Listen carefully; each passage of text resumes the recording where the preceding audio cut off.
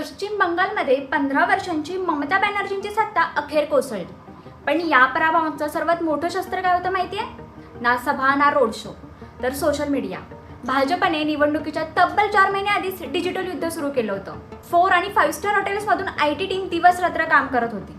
Video, graphics, reels, trending post, प्रत्येक प्लॅटफॉर्मवर एकच मिशन, ते म्हणजे बंगालमध्ये बदल। अमित मालवीय यांच्या नेतृत्वाखाली 3000हून अधिक सोशल मीडिया इन्फ्लुएन्सरचं नेटवर्क तयार करण्यात आलं। फेसबुक, इंस्टाग्राम, यूट्यूबवरून राजकीय वातावरण अक्षरशः बदललं गेलं।